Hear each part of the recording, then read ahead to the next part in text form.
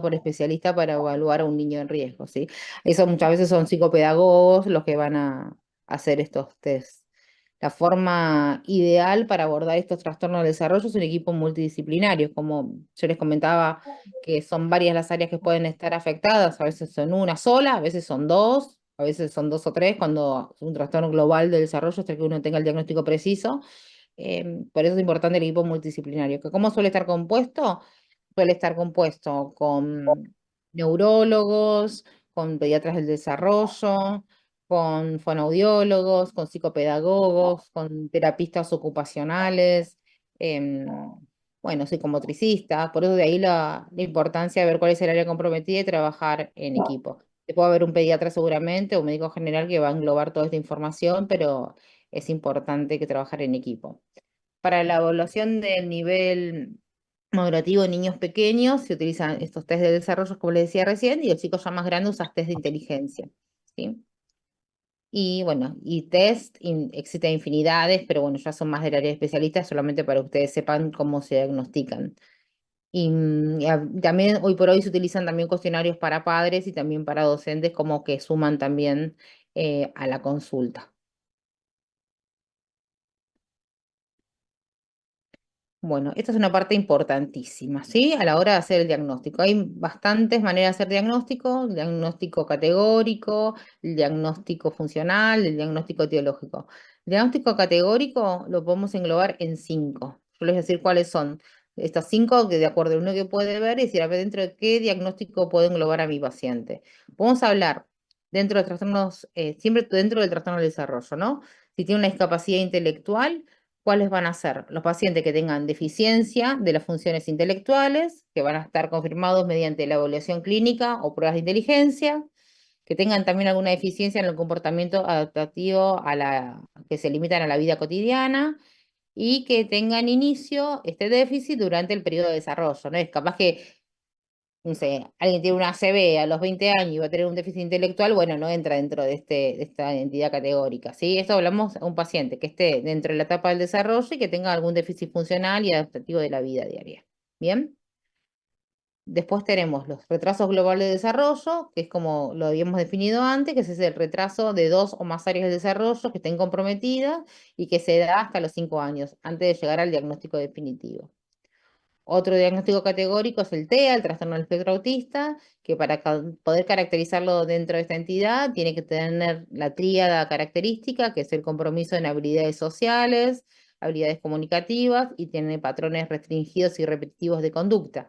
El espectro, ningún chico autista es igual a otro.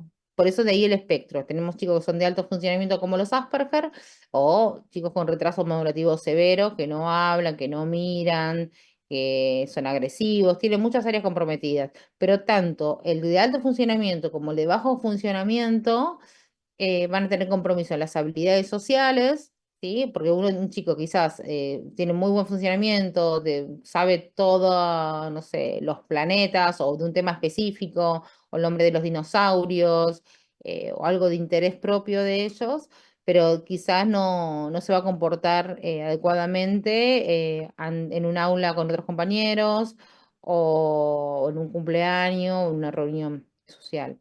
O la manera de comunicarse tampoco va a ser la apropiada, o patrón restringido. Hay chicos que también tienen, por ejemplo, que aletean o que, no sé, o que no se pueden quedar quietas o que mueven mucho las piernas. O sea, independientemente del funcionamiento que tengan dentro de este espectro, tienen que tener compromiso de estas áreas: las habilidades sociales, las comunicativas y los patrones restrictivos de conducta. Después están los ECNE o parálisis cerebral, que ya tenemos un compromiso motor asociado a algún déficit eh, cognitivo, que eso se puede hacer por una lesión en el momento que el cerebro está en formación, que se da una noxa en un momento específico y hace que esa lesión se produzca en ese momento y después como que no avance.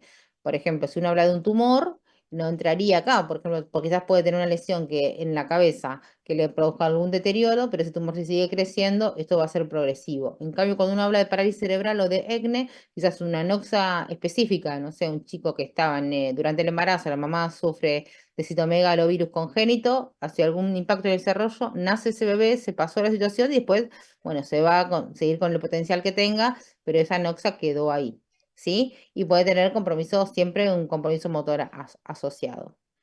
Y hay chicos que vas a tener este compromiso motor y hay chicos que no tienen tanto compromiso cognitivo y te va a llamar la atención porque una vez cuando uno habla de parálisis cerebral se imagina ese chico que está todo flexionado, rígido en una silla de ruedas, pero también hablamos parálisis cerebral de un chico que tiene quizás una paraparesia espástica, pero que no tenga ningún compromiso eh, verbal o cognitivo y puede ser algún tipo de tarea. Y después tenemos los trastornos específicos del lenguaje, ¿sí? Esto es cuando hay un lenguaje que es debajo de lo esperado para la edad y que no tenga una comunicación eficaz, que la participación, que le afecte tanto en la participación social, en logros académicos, en el desempeño laboral, como les puse ahí, que se inician las primeras fases del desarrollo y que este déficit en el lenguaje no se puede atribuir a ni a un deterioro auditivo o sensorial, ninguna disfunción motora, ni alguna afectación neurológica, ni a un TGD, ni un retraso global de desarrollo. No se puede explicar por ninguna otra causa, entonces se habla del trastorno específico del lenguaje, es del área del lenguaje. Sigo admitiendo gente. Bueno, entonces estos son los 5 diagnósticos categóricos, ¿sí? Que no siempre se logran, pero está bueno poder categorizarlos justamente, como dice la palabra. Después tenemos el diagnóstico etiológico, ¿sí? Que es el que uno quisiera poder llegar siempre, ¿no? Que es de determinar cuál es la causa del problema que le acontece al niño. Y es un diagnóstico muy específico, el etiológico. Es de utilidad, sí, baja la ansiedad de la familia porque muchas veces uno sabe contra qué es lo que está peleando, ¿no? Y uno también a su vez va a poder ver si hay alguna terapia disponible, cuál es el pronóstico de nuestros pacientes, cuál es el riesgo de recurrencia. Entonces también uno puede hacer consejo genético, ¿sí? Para futuros embarazos. Y bueno, y como les dije, no siempre es posible el diagnóstico etiológico. Y el trastorno del desarrollo, de acuerdo a su etiología, también lo podemos clasificar si es de causa prenatal, perinatal o postnatal, de acuerdo pero para eso tiene que tener el diagnóstico. Pero bueno, uno también a veces puede pensar que si ya nació con este problema, la causa fue prenatal. O un chico que es normal, que después acontece otra situación, uno piensa que la causa es postnatal. O si fue en el periodo del nacimiento, como que es perinatal. Pero bueno, nada, es como un aproximamiento a lo etiológico, pero etiológico es cuando uno dice, bueno, sí, fue porque una preeclampsia de la mamá, o fue por un citomégalo, o fue por alguna medicación, ¿sí? O fue por una caída, o fue por violencia. Bueno, y diagnóstico funcional, para mí que es el más importante de todos, y es el que quiero que apunten ustedes cuando tengan un niño enfrente, si les toca trabajar con niños, que es el que se trata de delinear el perfil del niño. Y no lo tiene que hacer un especialista, ¿sí? Lo puede hacer un médico de atención primaria. Entonces uno, al poder ver el niño enfrente, uno puede ver cuáles son las dificultades que tiene y también sus fortalezas. Entonces, de acuerdo, puede ser un plan de trabajo, ¿no? Como les decía, ver las estrategias de tratamiento y además podés ver el grado de afección. Sí, bueno, estoy viendo si yo no sé qué es por qué le pasó, pero veo que tiene un problema motor y todo tiene un problema en la comprensión. Entonces, mientras que sigo estudiando, quizás pidiendo un turno en el neurólogo o pidiendo un turno para una resonancia, quizás uno, bueno, che, no habla bien, bueno, yo lo voy mandando que saque un turno al fonoaudiólogo. Sí, voy trabajando el área comprometida mientras que sigo estudiando para ver cuál es la noxa, para lo que les dije recién, para consejo genético, para ver potencial, para ver tratamientos posibles, pero mientras tanto uno va trabajando. El diagnóstico categórico, como el teológico, puede demandar tiempo, interconsultas, estudios complementarios. En cambio, el funcional, que es el que hablamos recién, uno lo puede hacer con una historia clínica, observando al niño y con las inquietudes de los padres, ¿sí? Y es suficiente para sugerir qué intervenciones tiene que hacer este niño, ¿no? Esta familia. El análisis del funcionamiento del niño nos da una clara idea de cuáles son sus necesidades. Todo pediatra está en condiciones de realizar este tipo de diagnóstico, ¿sí? Entonces, cuando hay un niño que se sospecha un problema del desarrollo, nos va a permitir, como les dije recién, las intervenciones oportunas. ¿Y cuáles van a ser nuestros desafíos y nuestras oportunidades ante un chico con un trastorno del desarrollo? Tener un reconocimiento temprano, tener un diagnóstico adecuado, hacer una evaluación apropiada, tratar de determinar la etiología, asegurar cuáles son las intervenciones necesarias y predecir la evolución posible.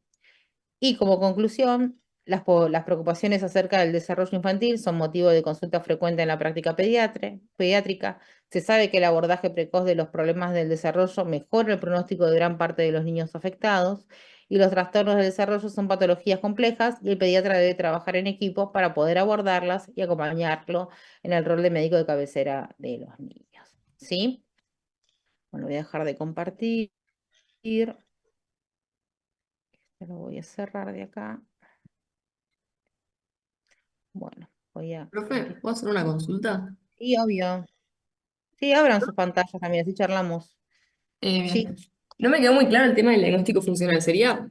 como describirlo nada más, como tener una idea de cómo... No, el diagnóstico funcional tiene que ver, decir, bueno, tengo, si vos tenés que poner en un informe, tengo un paciente de 3 años que tiene un lenguaje, de acuerdo a tus tablas o las libretas o lo que vos tengas, que tiene un retraso en el área del lenguaje o tiene una desviación en el área del lenguaje o tiene una capacidad motora un niño de 15 meses.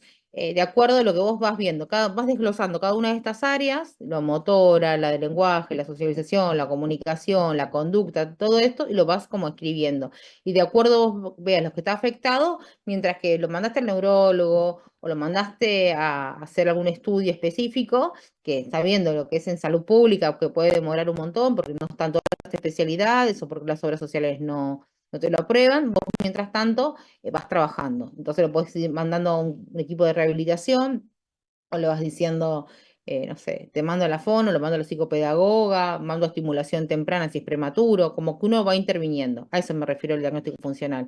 No hay que ser súper especialista. Yo soy pediatra, pero tranquilamente puedo ver a través, quizás ahora con tantos años de pediatría que tengo, ya 20 años encima, quizás obviamente que sé cuando un chico no cumple una pauta, pero que ustedes son re jovencitos y recién empieza, quizás con la ayuda de grillas, como están en la libreta, o como yo en un tiempo, quizás que tenés un montón, tenés el libro de la SAP, la Asociación Españolas, o algún libro de cabecera que ustedes tengan como apunte. Yo me acuerdo que cuando empecé a hacer control de niño sano, ahora vino de un año, entonces yo miraba, ¿no?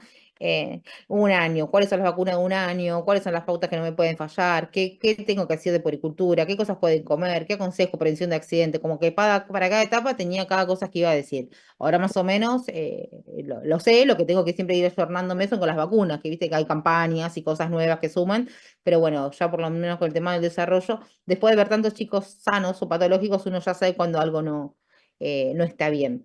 Pero uno el diagnóstico funcional lo puede hacer siempre. Por eso, y el etiológico sería el final, pero quizás, por ejemplo, no tenés el etiológico, pero antes del etiológico tenés el categórico. Entonces vos podés decir, uy, tiene un compromiso motriz y pasó con el embarazo, es un ECNE. O tiene la tríada, es un TEA, pero yo no sé por qué tiene un TEA, porque a veces los TEA son TEAs primarios, pero capaz que son secundarios dentro de un síndrome, o por algunas convulsiones, o tiene epilepsia, y bueno, ¿y por qué? Entonces, los categóricos, que son esos 5 globitos, a ver si trastorno específico del lenguaje, si es un TEA, si es un ECNE, si es un retraso global del desarrollo, o es un sindrómico, eso es como un paso antes, ¿sí? Y el etiológico es el final. Bueno, Claro, ¿quieren alguna otra pregunta o pasamos a cefaleas? Si se le hace muy pesado, yo si no, la clase de cefalea se las comparto, pero no sé, ¿quieren que las siga con cefalea? Y cualquier cosa que tengan alguna duda, lo hablamos a través del chat de Petco o por el sí, WhatsApp, sí. ¿sí? Así aprovechamos este ratito. Espera que voy a buscarla.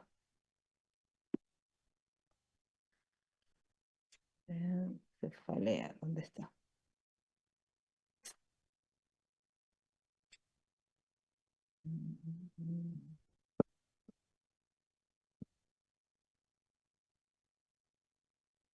Dejo abierta, así me aparece después.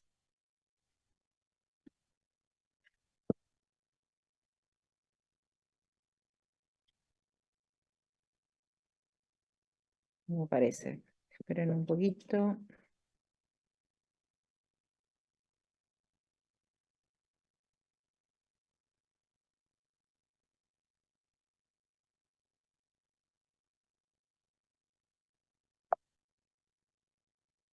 A ver ahora. Me apareció.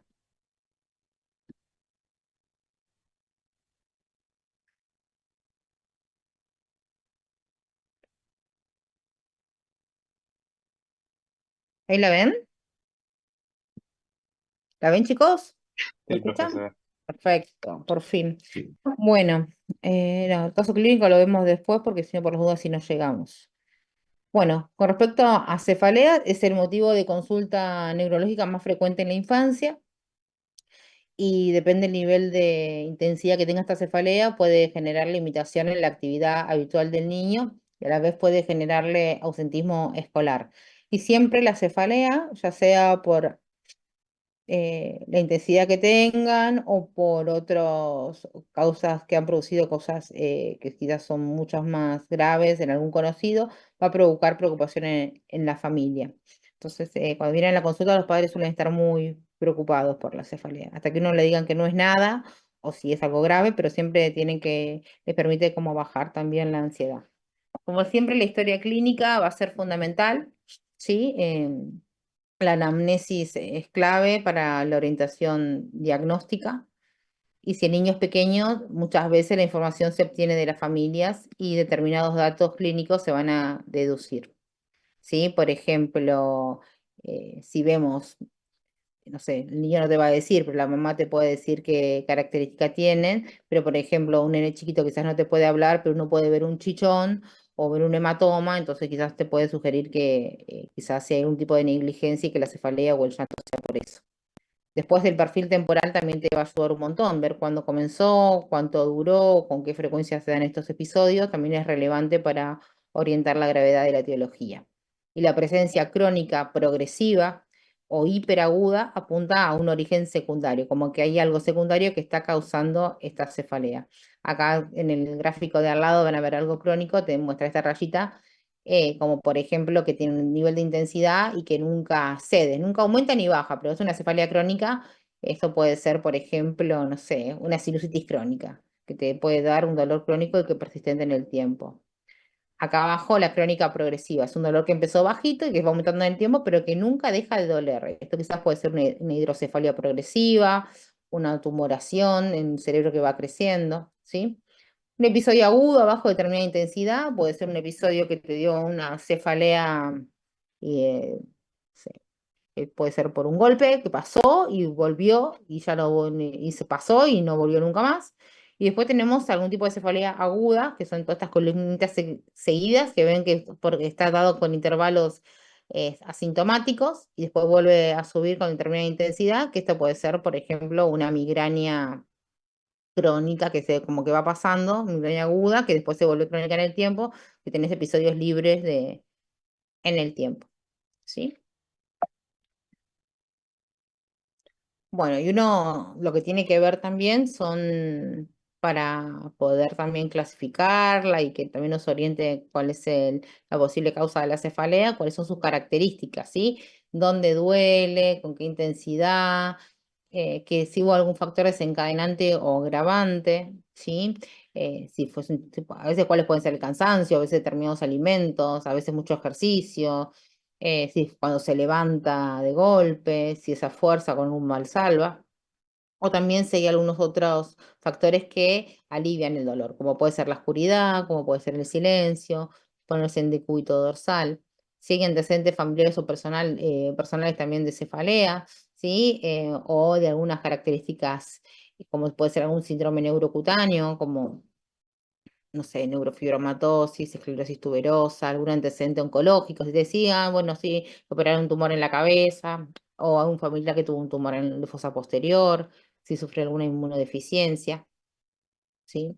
También si toma algún tipo de fármaco habitual, que también puede ser causa de cefalea, o con qué fármaco se le alivia el dolor de cabeza, esos también, y con qué frecuencia los recibe. Si hay algún otro síntoma acompañante aparte de la cefalea, si hay algún déficit focal, si hay algún aura, después vamos a ver qué es esto, eh, si se hace persistente, si está asociado a fiebre para ver si hay una etiología infecciosa, o si también tiene vómitos cuando tiene cefalea que puede ser una característica de hipertensión intracraniana. Aunque también hay que tener en cuenta que una migraña también puede darte vómitos, ¿no? No siempre va a ser signo de hipertensión intracraniana, pero cuando hay algún vómito hay que estar con las antenas paradas. Con respecto al examen físico, siempre, igual que la historia clínica, esto también tiene que ser detallado. Es muy importante la inspección cutánea, como les dije recién, los síndromes neurocutáneos, si uno ve manchas café con leche como la neurofibromatosis o algunas hipopigmentaciones con forma de hoja lanceolada, puede ser una esclerosis tuberosa. Si hay fiebre asociada a signos de hipertensión intracraniana o clínica de signos de meningismo, también hay que descartar meningitis. Em, Aparte de la anamnesis, hay que revisar al paciente, hay que palparlo. Quizás ahí cuando uno puede ver un chichón, medir siempre el perímetro, ver la fontanela, si está, no se cierra, si está más agrandada que antes. Medir el perímetro cefálico, si está en aumento, como pudiendo ser una hidrocefalia evolutiva. La exploración neurológica, el cuadro de cefalea siempre tiene que ser completa, ¿no? Ver las funciones corticales, ver los pares craneales, ver el sistema motor, lo sensitivo, la coordinación, la marcha, a ver si hay signos meningios. Siempre hacer un fondo de ojo, que también si hay papiledema te puede indicar como signo de hipertensión intracraniana. Y pues por la presencia de bajo nivel de conciencia o cualquier signo de tipo de foco neurológico va a apuntar a una cefalea secundaria, a una patología cerebral. Entonces, cuando vemos eso, no sé, no mueve un brazo o tengo una sensibilidad alterada en algún miembro, alguna parte de la cara, o vemos que está el Glasgow bajo, ya también es una bandera roja. Y bueno, tener en cuenta que la migraña también puede acompañarse con déficit neurológico, ya sea visual, en forma de aura, pero en las cefaleas primarias, la exploración neurológica va a ser normal entre los episodios de dolor. Es como lo que le mostré recién en las columnas que están libres de síntomas. Entonces eso ya te da una pauta de que no es nada secundario o grave, que es como que siempre le pasó, o viene a la consulta porque viene con cefalea de repetición, pero tenés episodios libres de enfermedad, libre de cefalea. Entonces eso apunta como que no es nada progresivo. Cuando el dolor persiste y aumenta en el tiempo, también es una bandera roja para pedir otro estudio o actuar con más premura. Bien.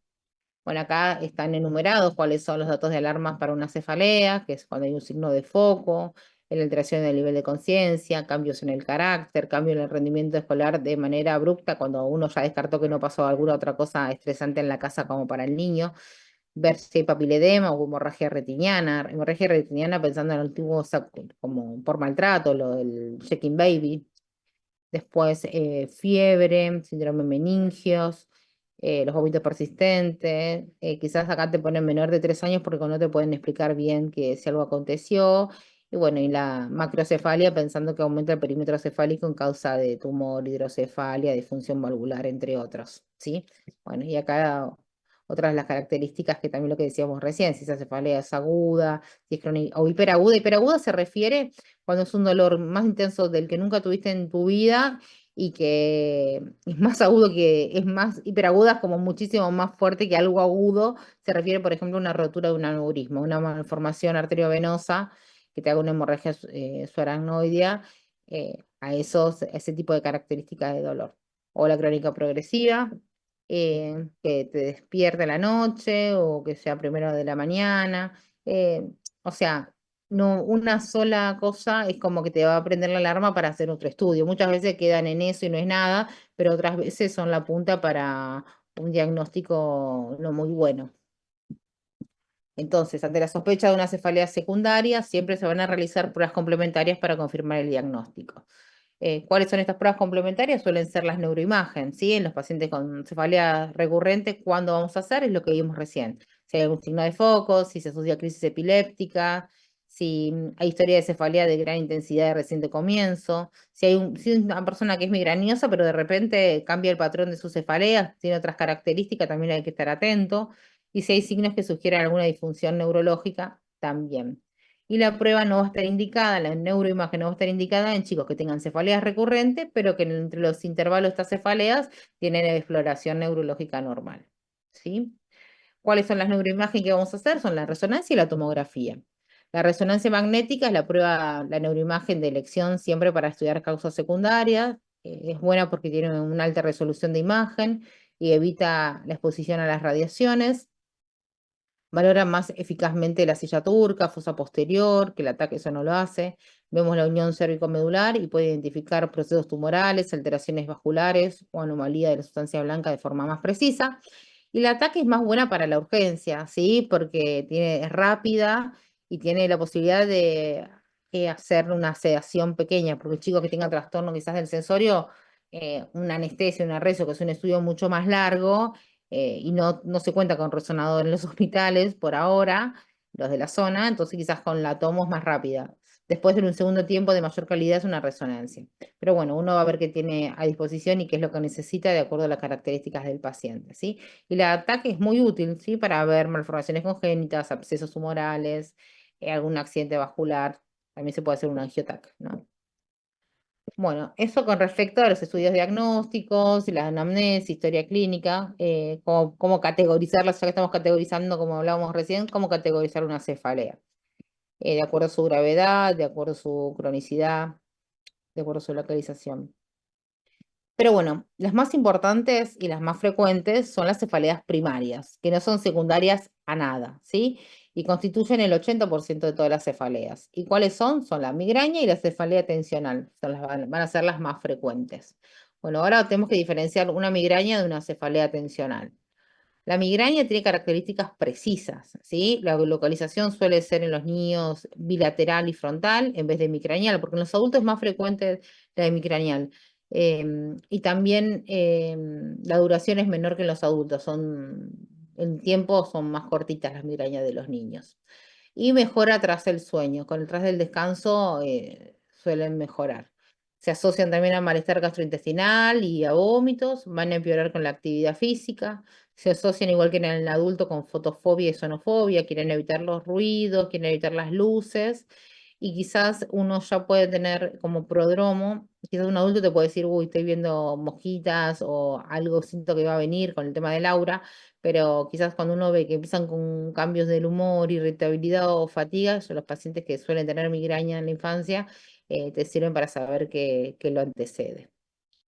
En el 14 el 30% de los casos van a tener aura, o sea, no siempre, y la mayoría son visuales.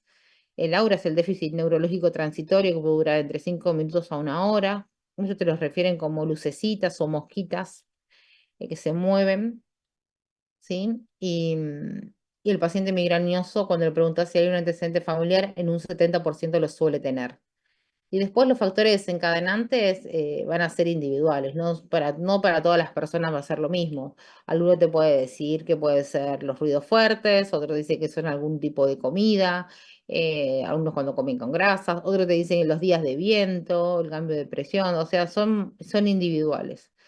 Y la migraña crónica también se puede dar en los niños y uno habla de cronicidad cuando tenés 15 días al mes durante 3 o más meses, podemos clasificar en migraña crónica.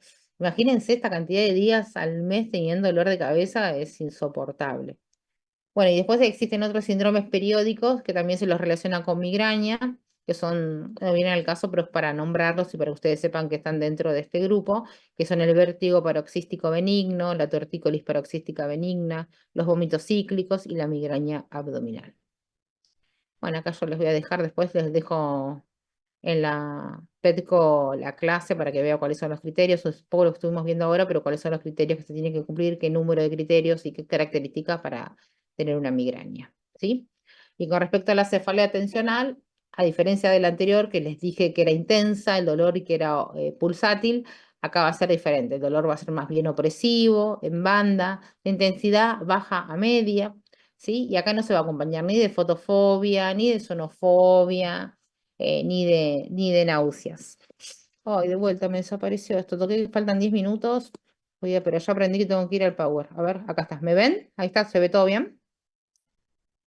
¿Chicos están Sí, ahí? profesora. Perfecto. Bueno, bárbaro. Eh, entonces seguimos con cefalea tensional. Entonces, dolor opresivo en banda, de mediana a baja intensidad, que no se acompaña de vómitos, ni de náusea, ni de querer esquivar los ruidos ni los sonidos. Suele aparecer a la tarde, está más relacionado con el cansancio y no interfiere con la actividad que el niño está realizando. Quizás puede llegar a interferir un poco, pero no es que tiene que dejar hacer lo que está haciendo porque le duele la cabeza. En cambio, cuando uno tiene migraña, no hay manera. Uno tiene que dejar de hacer lo que está haciendo porque este dolor de cabeza no te lo permite seguir. Muchas veces está provocada por contractura muscular o estrés psicosocial. Muchas veces los encuentran los factores, pero hay que tener en cuenta que los chicos también se estresan. Quizás no van a ser la misma causa que los adultos se pueden estresar, no sé, eh, porque se lleva mal con la pareja, o porque no llega a fin de mes, o por tener problemas laborales, pero bueno, los chicos se estresan por otras cosas, quizás porque se peleó con un amiguito, porque no llega a rendir en el colegio, porque se tienen que mudar, porque los padres se separaron, o sea, los chicos se estresan y también sufren dolor de cabeza. Y la cefalea tensional nunca se va a acompañar de algún déficit focal. Y también la cronicidad de cefalea tensional es cuando tenés más de 15 días al mes durante 3 meses consecutivos, hablamos de cefalea tensional crónica. Y también, como en la anterior, les voy a dejar el grafiquito para que ustedes puedan ver cuáles son los criterios que tienen que cumplir. Bueno, y esto, para que voy a correr esto acá. Acá. Bueno, y hay otras cefaleas también primarias em, que, bueno, que son excepcionales, pero en la infancia las más frecuentes, como le dije recién, son la migraña y la cefalea tensional. Y entre las otras cefaleas primarias que pueden estar, están las trigémino autonómicas, que se caracterizan por un dolor que es más bien periorbitario, es de un solo lado, es recurrente. Se pueden ver como un ojo rojo a veces que llora, que lagrimea, con congestión nasal del mismo lado, pero bueno, que son las trigémino autonómicas, que no son muy frecuentes de ver, pero que entran dentro de este tipo de cefaleas. Y la duración también puede variar, y hay una característica que es quizás más conocida, que se llama en racimos o en clúster, que es como cefaleas reintrantes, de 15 minutos a 180 minutos de duración, que puede darse hasta 8 veces en un día. Insoportable, imagínense eso.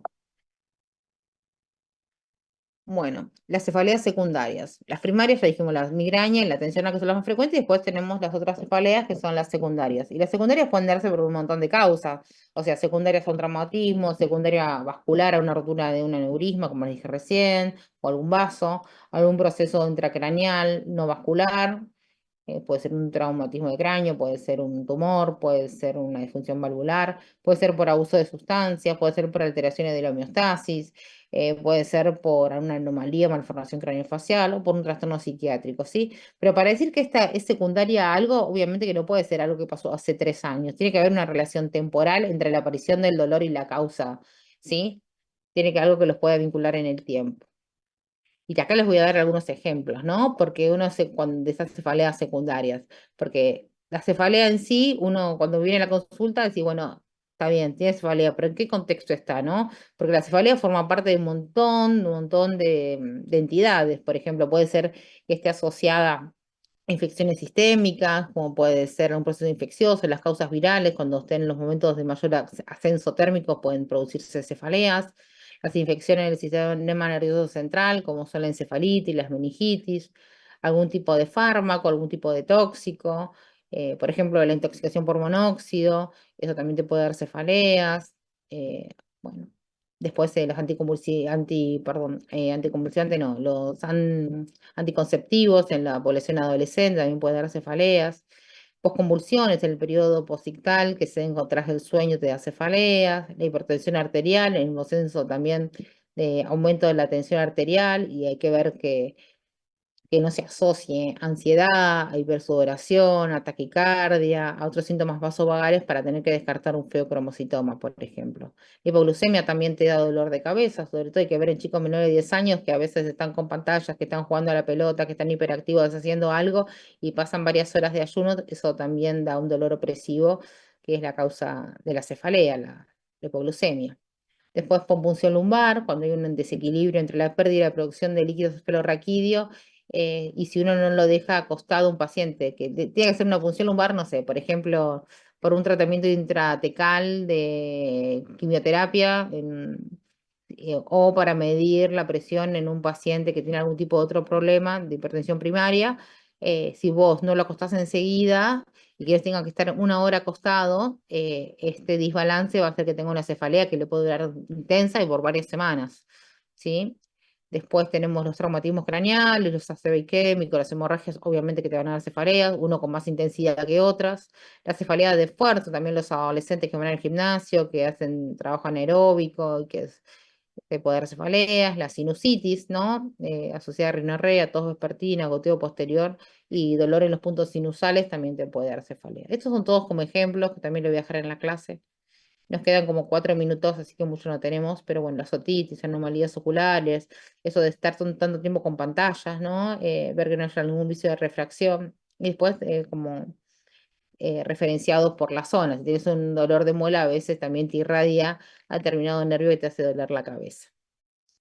uno lo que tiene que hacer básicamente es tomar siempre medidas generales, ¿no? Educar a la familia, explicarle de qué se trata, tener algún diario de cefalea, que lleve un registro cuándo pasa, en qué momento del día, qué estaba haciendo antes, con qué sede.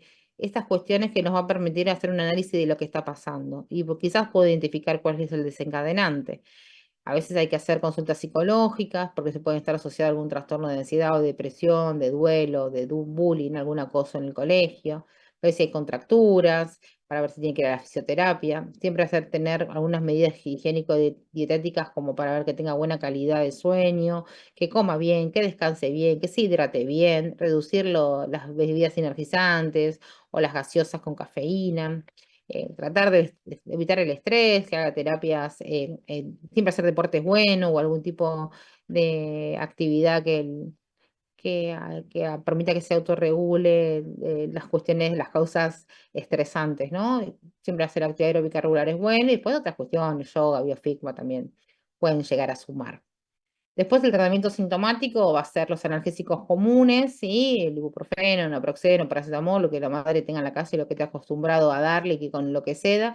Y que es muy importante es que cuando uno identifica si es una migraña, una cefalea tensional, abordarla y cortarla precozmente antes que aumente la intensidad del dolor. Por eso es importante, cuando uno lo identifica, administrarlo precozmente, el analgésico, y considerar cuando tenga vómitos, quizás administrar o asociar un antiemético. ¿Sí? En la migraña también que el chico la puede identificar, que sepa que puede ir a un lugar fresco, oscuro, alejado de los ruidos y darle independencia, porque como la migraña suele ser algo se puede repetir, como que la pueda manejar. Esto del profiláctico también, cuando se da de manera crónica, pero más del territorio de los especialistas. Y nos queda un minuto y medio, pero bueno, les voy a decir las conclusiones, que suelen tener una repercusión importante en la actividad y la calidad de vida del niño, que la mayoría, como les dije, son las primarias, la migraña y la cefalea tensional. Lo importante, la historia clínica detallada y el examen neurológico normal van a ser eh, claves para el diagnóstico de identificar las causas, que en el niño pequeño habrá que inferir determinadas características de las cefaleas, que existen síntomas y signos de alarma que alertan, que son todas esas banderas rojas que vimos de algo, una causa potencialmente grave. Y la solicitud de la neuroimagen debe ser siempre juiciosa, no pedir por pedir, porque a veces requieren anestesia, con los riesgos que esto implica, aparte de los costos. A veces uno que los padres ansiosos hay que explicarles también cuáles son los riesgos que pueden tener, ¿no? Y bueno, tener en cuenta que esa cefalea es recurrente con exploración neurológica normal, como que eso ya le baja el nivel de gravedad. Bueno, voy a dejar de compartir, así nos vemos.